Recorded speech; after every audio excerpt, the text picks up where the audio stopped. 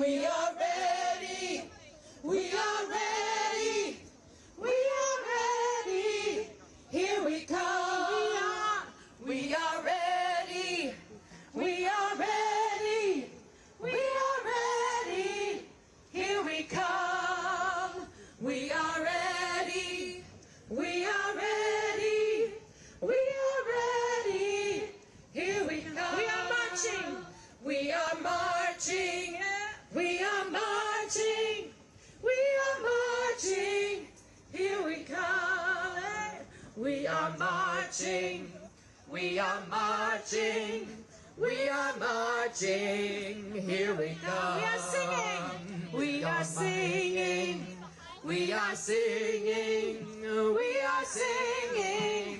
Here we come. We are singing. We are singing. We are singing. Here we come. We are fighting. We are fighting. We are fighting. We are fighting. Here we come. We are fighting. We are fighting. We are fighting. Here we come. Building power. Building power. Building power. Building power. Here we come. Building power. Building power. Building power. Here we come. We are ready. We are ready. We are ready.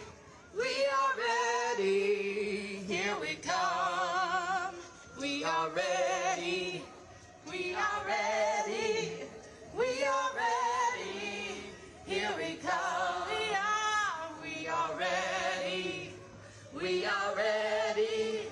We are ready. Here we come. We are ready. We are ready. We are ready. Here we come.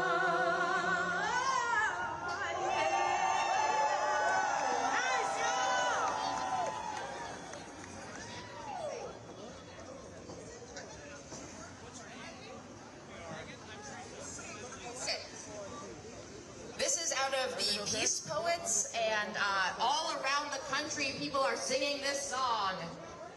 It goes like this. We are the movement, liberation moving for every single human. We have come to win. Sing it with me. We are the movement, liberation moving for every single human. We have come to win. We are the movement, liberation moving for every single human. We have come to win. We are the movement, liberation moving for every single human. We have come to win. That's right. We are the movement, liberation moving for every single human. We have come to win. We are the movement, liberation moving for every single human. We have come to win for our children. We are the movement, liberation moving for every single human. We have come to win for immigrants. We are the movement, liberation moving for every single human. We have come to win for liberation. We are the movement, liberation moving for every single human. We have come to win for all of us. We are the movement, liberation moving for every single human. We have come to win. We are the movement, liberation moving for every single human. We have come to win. We are the movement, liberation moving for every every single human. We have come to win. For trans kids, we are the movement, liberation movement. For every single human, we have come to win. For democracy last time, we are the movement, liberation movement. For every single human, we have come to win. We have come to win. Give it up for the singing resistance! My name is Bethany Winkles. I'm the Secretary-Treasurer of the Minnesota AFL-CIO, American Federation of Labor and Congress of Industrial Organizations. And it is my honor to be in the streets with all of you. We are marching. We are here. And we have so many beautiful stories to hear today. I will be honored to be introducing speakers. We would ask that as you are marching, please listen to your marshals. They are here to keep us safe. Who keeps us safe? We keep us safe. Listen to your marshals. Watch where you're going, and let's get to that Capitol and join the rest of the folks who are here to say, "No kings!" No kings! Our first speaker will be Alexander Romero, as well as his interpreter, Taylor, from Setul.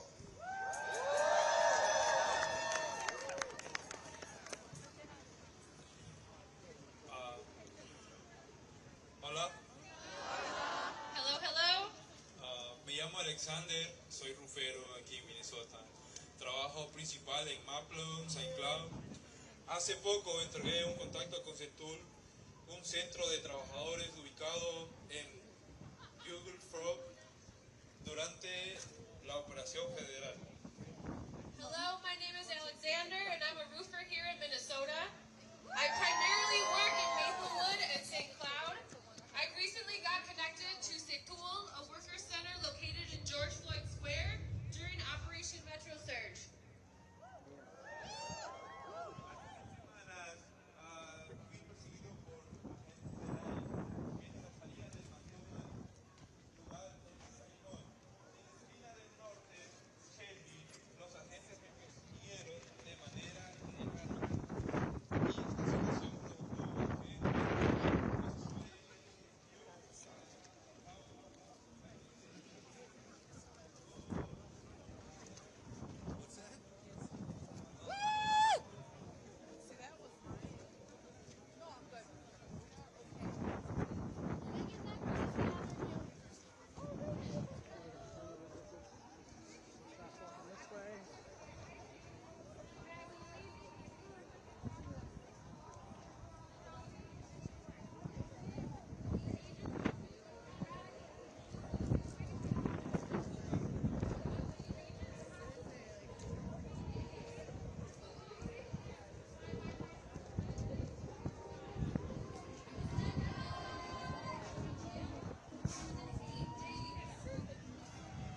My hip was fractured in 2 places.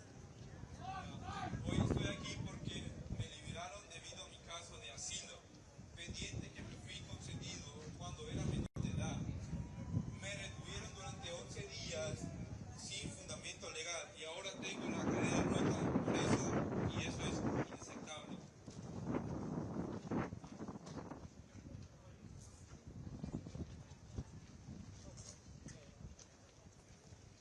So I'm here today because I was released due to my open asylum case that I was granted when I was a minor. I was held for 11 days with no legal grounds, and now I have a broken hip because of it, and that is unacceptable. Ahora no puedo trabajar debido a las limitaciones que me impone mi lesión y por eso no podré realizar trabajos físicos durante 2 meses más. Además, ya lleva 3 meses sin trabajar. Debido a las actitudes de la migra, mi jefe también es inmigrante. Decidió que debíamos suspender todo el trabajo allá por diciembre porque el riesgo de que nos detuvieran o acosaran violentamente era demasiado grande, por lo tanto he estado sin trabajar. So I can't work now because of the restrictions due to my injury, labor for 2 more months. I was also not working for 3 months because of the ICE activity. My boss, when it started, he said, you know, there was too much risk for us and we should stay home because there was the risk of being violently harassed or detained and arrested. Therefore, I've been out of work for months because of Operation Metro Surge. First, because of the lack of work opportunity and the fear of being detained, and now because of the violent arrest that I was subjected to without any just or legal cause. That ain't right. Trabajar durante meses debido a la operación federal por 2 razones. Primero, por la falta de oportunidades de trabajo y el miedo a ser detenido. Y ahora también por detención violenta a que fue sometido sin ninguna causa justa o legal.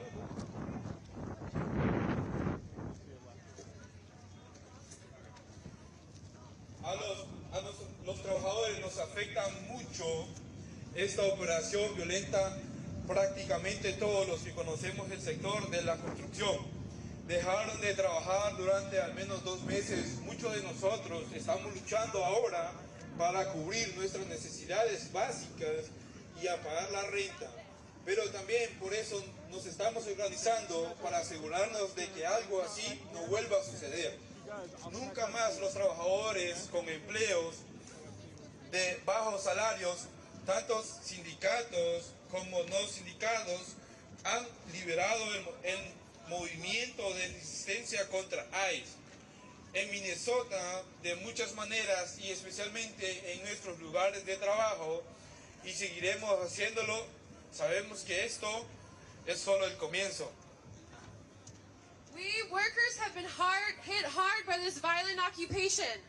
Virtually everybody that I know in the construction industry has stopped working for 2 months or more, and many of us are struggling to meet our basic needs and pay our rent. But this is also why we're organizing, to make sure that something like this never happens again. Workers in low-wage jobs, both unionized and non-unionized, we have led the resistance movement against ICE in Minnesota in so many ways. And especially in our workplaces, and we will continue to do so. We know this is just the beginning. Gracias por estar aquí, apoyarnos a los trabajadores. Todos estamos aquí porque todos sabemos que los Estados Unidos de América no debería tener dictadores ni reyes. Thanks for being here to stand with us workers. We're all here today because we all know that the United States of America should have no dictators and no kings. Gracias por venir. Thank you for coming.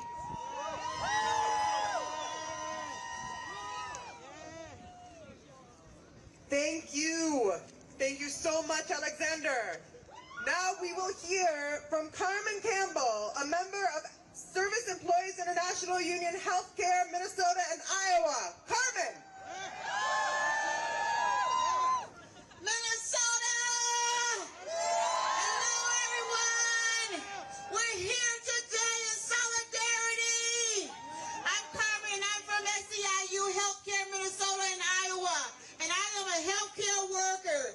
And I am here to stand with all in solidarity of this disgrace that has come upon the people of Minnesota.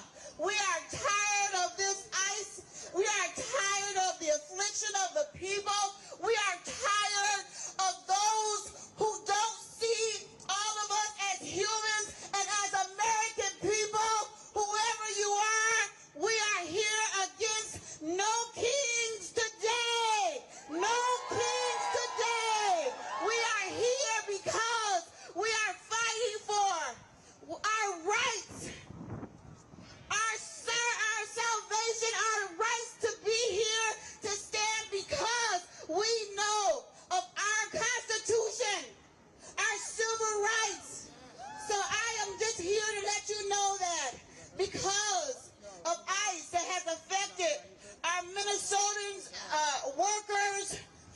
people that have come here who take care of their families. We are humans.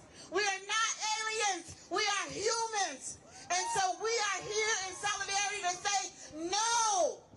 No to the king who thinks he is nobody. Okay?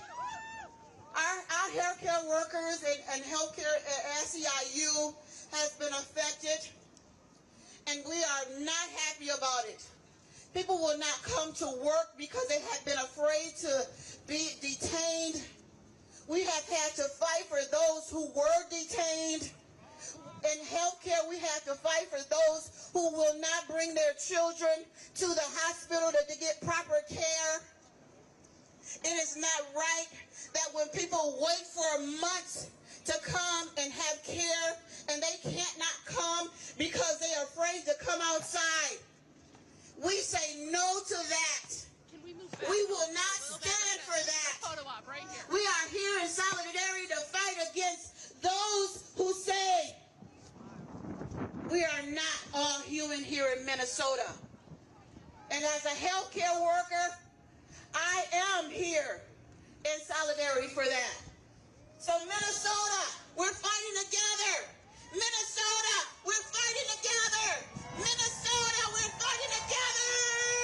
ACLU Healthcare Minnesota is here with you. Amazing. Thank you. Thank you, Carmen. Now we will be hearing from Miguel Brito from Wesco. How are we doing, Minnesota? I want to take this moment to acknowledge the power that exists right here, right now. It's a beautiful thing to feel, and I hope you all are feeling it too. This is people power. Thank you all for being present. All of us are exactly where we need to be. None of this is a coincidence. My name is Miguel Brito. I'm a proud Mexican-American, son of 2 immigrants who came to this country seeking a better life, who have given me the opportunity to stand with you all today in solidarity. I'm a lifelong West Sider. I have the privilege of serving my community as an organizer with the West Side Community Organization, Wesco. For over 50 years, Wesco has fought for our community. They fight for racial equity, restorative justice, and to build collective power. It has never been about an individual. Wesco has always been about the collective, and that collective power has never been more important than it is right now. As we all know, the Trump regime has occupied our state. They instilled fear. They violated the rights of our neighbors, our friends, our families, and they ripped our communities apart. But we did not freeze. We came together and we fought back. We created mutual aid. We trained in constitutional observing. We built ICE Watch networks. We organized. And that is why they retreated in fear. When we are united as one, when we hit the streets together and organize our communities, the power we create is stronger than anything the Epstein billionaire class could ever imagine. That is why they want us back to normal. But normal does not exist anymore. If it ever does again, that means we have lost, people. Oppression does not always come with chains. Sometimes it comes in comfort. And when people become comfortable in injustice, they stop fighting. And that comfort becomes their cage. We must not go back. We must not allow them to divide and isolate us anymore.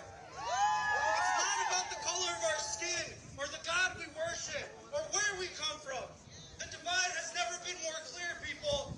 There's the Epstein billionaire class, and there is the rest of us. All of us here today. That's who we are fighting.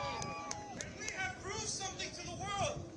When we fight back, when we refuse to blink in the face of oppression, the Epstein class trembles in fear.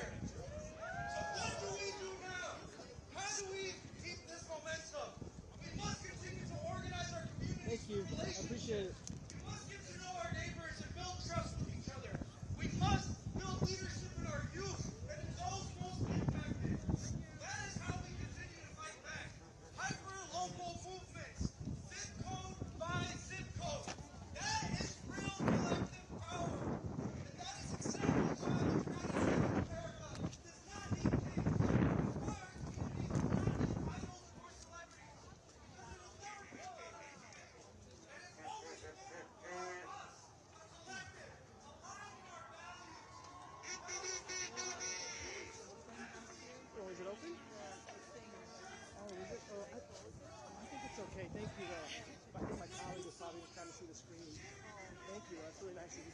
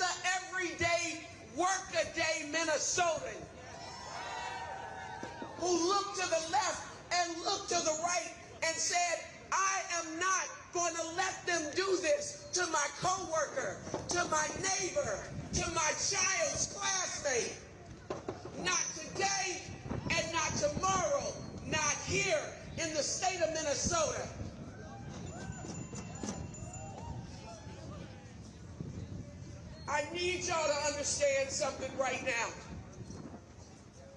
How we show up for each other, not just December and January and February and March, is the way we're going to have to show up for each other. On a contract campaign, if you're in a union,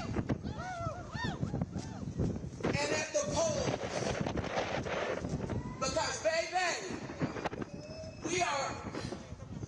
we doing lightweight but heavy reps in this fighting right now. But that weight is about to get real heavy coming up. We're going to have a heavy lift if you try to create something beyond the world that we living in right now. And that big heavy weight is coming up soon. I hope you feel like you got enough muscle mass right now. Because I know your fast twitch muscles have been put to the test when y'all raise money for rent and utilities and groceries for your neighbor, have they not? I know your muscles have been put to the test when you stood on a corner with a whistle and a phone, have they not? They wanted the specter of brown and black people cowering on the street corner, and what they got was the diversity of Minnesota standing there saying not to fucking day.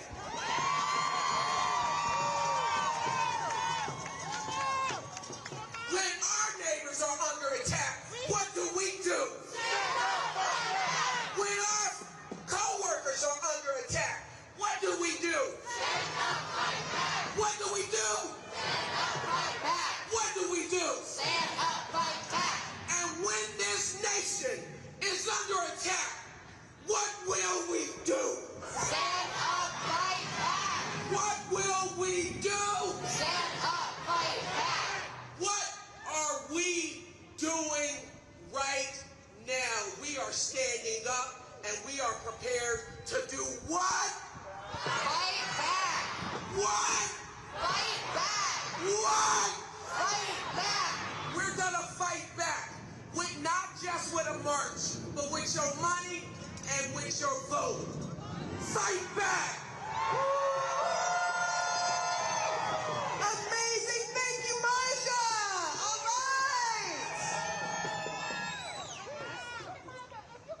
When democracy is under attack, what do we do? Stand up, fight back. Democracy is under attack. What do we do? Stand up, fight back. When immigrants are under attack, what do we do? Stand up, fight back. When immigrants are under attack, what do we do? Stand up, fight back. When healthcare is under attack, what do we do? Stand up, fight back. When healthcare is under attack, what do we do? Stand up, fight back. When children are under attack, what do we do? Stand up, fight back. When children are under attack, what do we do?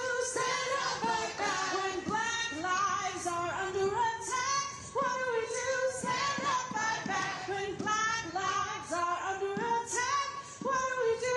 Stand up, fight back. When human rights are under attack, what do we do? Stand up, fight back. When human rights are under attack, what do we do? Stand up, fight back. Democracy is under attack, what do we do? Stand up, fight back. Democracy is under attack, what do we do? Stand up, fight back. This nation is under attack, what do we do? Stand up, fight back. Our nation is under attack, what do we do? Stand up, fight back. What do we do? Stand up, fight back. What do we do? Stand up, fight back.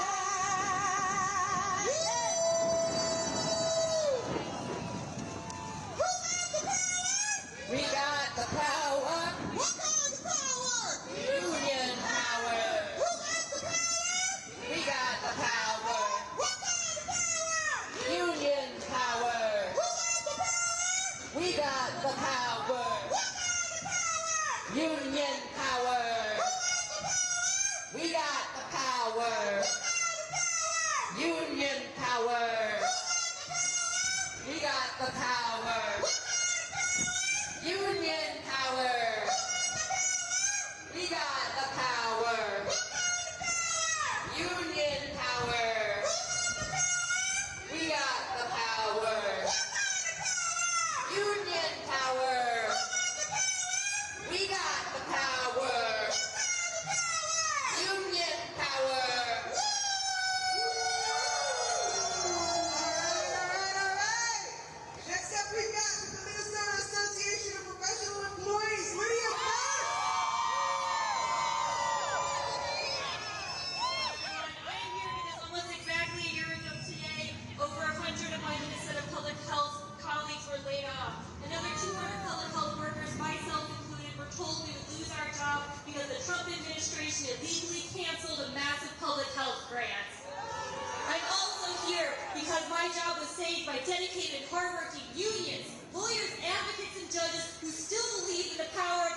Constitution and the rule of law. And in a little over a year, this administration has gutted public agencies, fired and mistreated public workers, obliterated foreign aid programs, thrown entire clinical trials in the trash, and set American science back in time.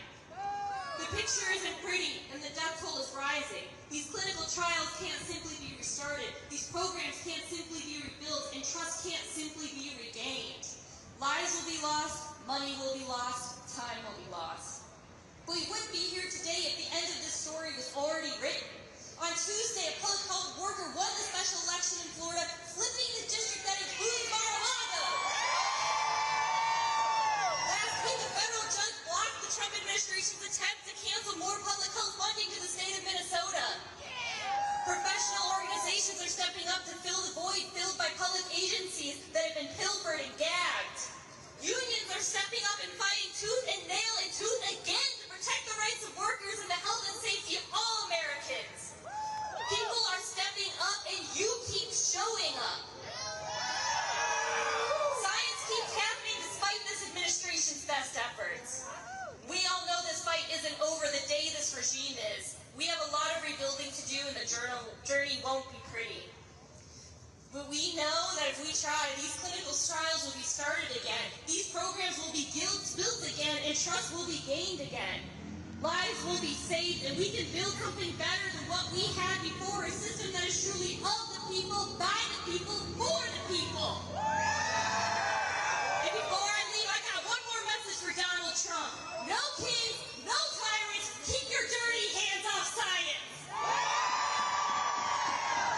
Thank you! All right, for the Seafoam Federation of Educators, Maggie Rogers! Hello, fellow workers! My name is Maggie Rogers, and I do not represent my school district. I am a proud member of the St. Paul Federation of Educators, and you may know me from the internet. I go by Sabocat. Originally, I had a different topic for this speech, but being here today, I just want to tell you I'm so fucking proud of you! The work you've been doing for the past few years is awe-inspiring, and the world is watching! And they are impressed. Today, you're going to hear a lot of stuff you already know. You're going to hear that what the Trump administration is doing is wrong. It's textbook fascism.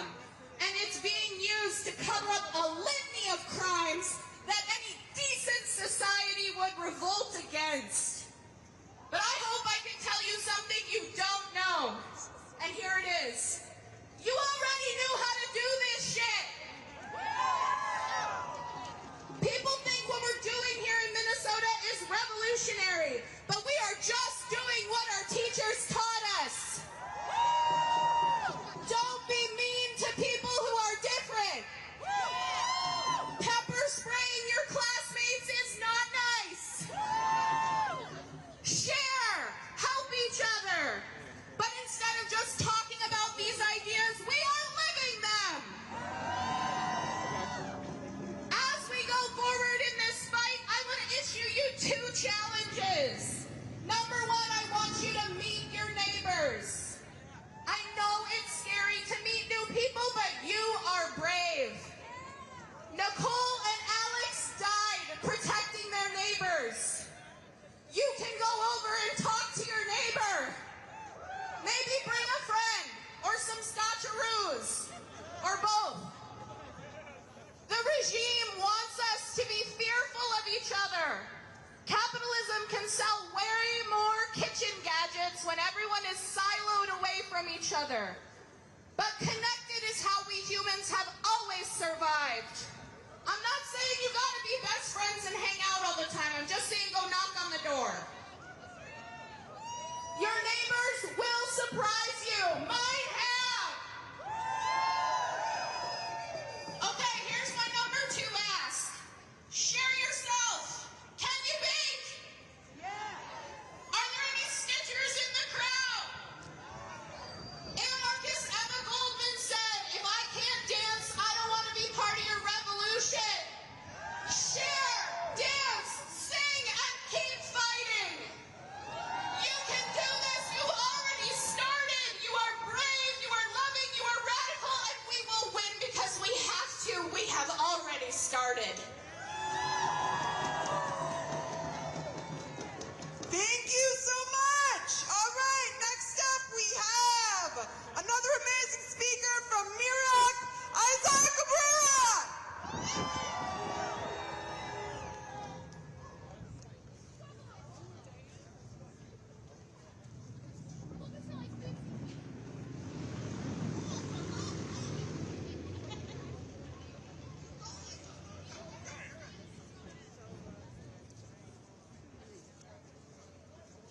Minnesota. My name is Isaac. I'm with Mirak. And I'm just a Mexican.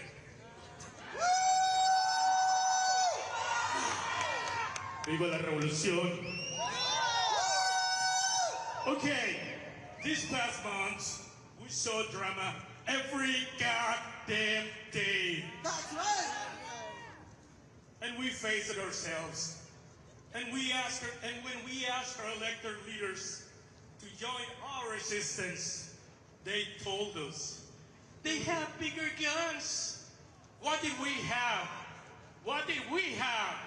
We have nothing but whistles, cell phones, and each other. Nothing else. We had lots of will to fight back. Today, we are thirsty for accountability for all lives lost and all at the hands of ICE. All lives. We ask justice for Renee Good. We ask justice for Alex Preddy. We ask justice for Ruben Ray Martinez, shot by ICE at a traffic stop in 2025. Justice for our neighbor Victor Manuel Diaz, who died mysteriously in an ICE concentration camp in Texas. Justice for our neighbor and refugee Nurul Amin Shah Alam, left to die outside in the cold winter by ICE. Justice for Alberto Gutierrez Reyes, who died in ICE custody after he was repeatedly denied medical care. Shame. Justice for Daphne Mitchell, whom ICE left to die alone on the streets, an hour from her home. Shame. And we ask justice for Mohammed Nasir Paktawal, who died within a day of being kidnapped by ICE. Shame. Justice for the dozens more unique and precious human lives we have lost to this terrorist organization that they just changed their name from KKK to ICE. There is no appeasing or compromising with this. And understand it didn't start within the last month or within the last January 2025. The immigration enforcement machine has been grinding through our communities for decades. Across every single administration, feeding our loved ones and neighbors to the rich and powerful that want you to believe that the immigrants are the roots of all of our problems. We say, no more! No more! No more! No more! And we expect our government to stand with us. Governor Walz, states, legislators, let's make Minnesota a sanctuary state. Do not bow down. We will not bend the knee. Legislation for all power for the people. All power for the people. Thank you. Next we have Brooklyn Gonzalez from ACLU Local 26. Hola mi gente. Viva la raza. My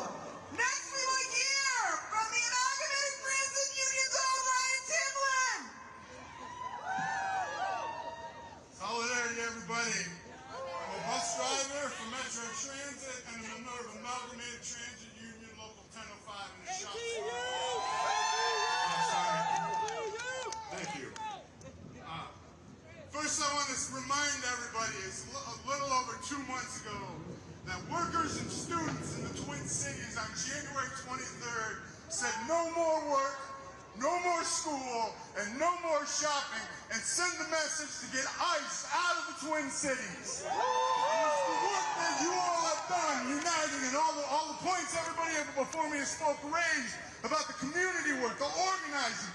That is what it takes to defeat this, to defeat ICE. This movement needs to grow and keep pushing forward. With that being said, on May 1st, we are close to 20 years anniversary of One Day Without an Immigrant. This is a history that they're not going to teach you in our history books. A history where the immigrant community rose up against the reactionary bill that would have destroyed the immigrant community in this country, and they shut it down. They made sure that it didn't go anywhere, just like you all shut ICE down in this city. We need to keep that movement going. We need to build a movement that demands an eviction on moratorium, on evictions, that demands funding for health care, that demands funding for school, that demands funding for housing, and also everybody is a human being. No human being is illegal. Right now, billions of dollars a day are being spent to drop bombs on Iranian citizens. It wasn't Iranian citizens who made our rents go up. It wasn't immigrants who made our health care go up. It wasn't immigrants and Iranian citizens that made inflation.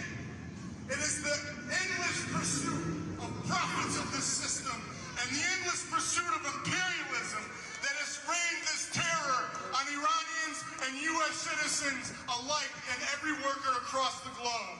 We need to unite across the globe to fight this tyranny. And with that being said, I think we need to build a general strike, a nationwide general strike, to shut down the billionaires' profits and to send a message: no, abolish ICE, end the war, fund healthcare, fund schools, fund transit, fund the needs of society, not the profits and not war.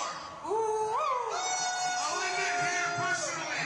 There's organizations doing really good work. The Worker Solidarity Circle, Workers Assembly, Socialist Alternative, a lot of different organizations. And personally, I have to say, and on this note, I think we need to stop funding these politicians who these two-party systems that are backed by the billionaires. We need a new party, a workers' party, solidarity. All right, next we have from Unidos, Minnesota, Mariah Valley. Hello, Minnesota! My name is Mariah. I'm a leader with Montage and Unidos, Minnesota. It is incredible to be with you all. You look really cute. You look really powerful. But it's especially amazing to be with all of you after what we've been through together. We watched as ICE agents made war zones of our neighborhoods. We struggled to breathe as tear gas filled our lungs.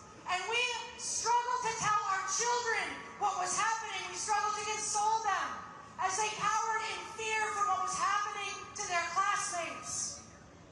It was just a few weeks, and yet 3 of our neighbors lost their lives. 4,000 are still missing, and still they steal more of us every day. That ain't right. They came to make an example of Minnesota, but instead we made sure to set an example for the rest of the country.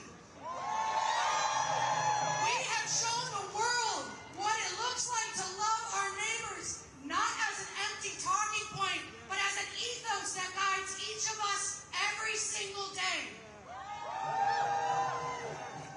And I'm going to be honest, becoming an exemplar for how to combat authoritarianism was not on my bucket list for 2026.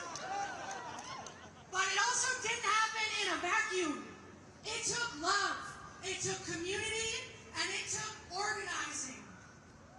It took each of us, each of you, finding within ourselves what we have to offer in this moment and to this movement.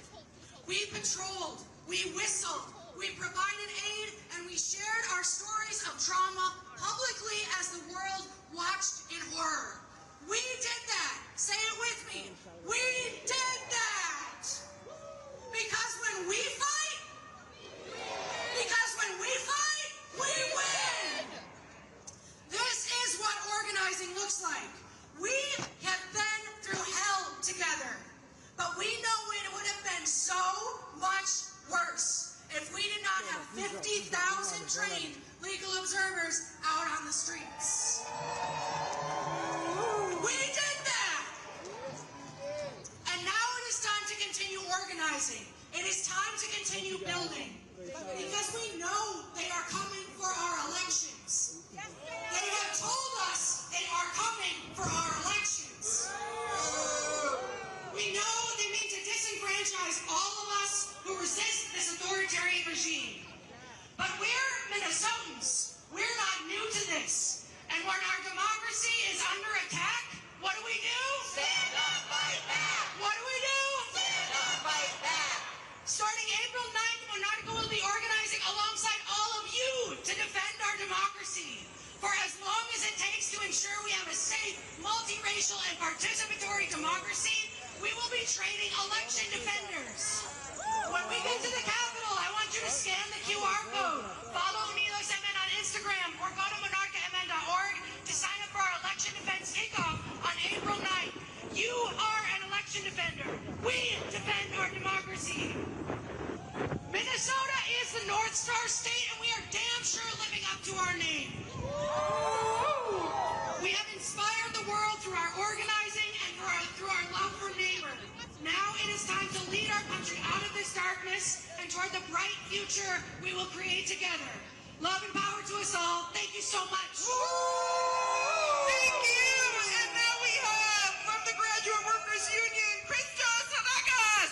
What's up, Minnesota? When I say ISO, you say everywhere. ISO! Everywhere. ISO! Everywhere. I work as a lecturer, a mentor, and a researcher.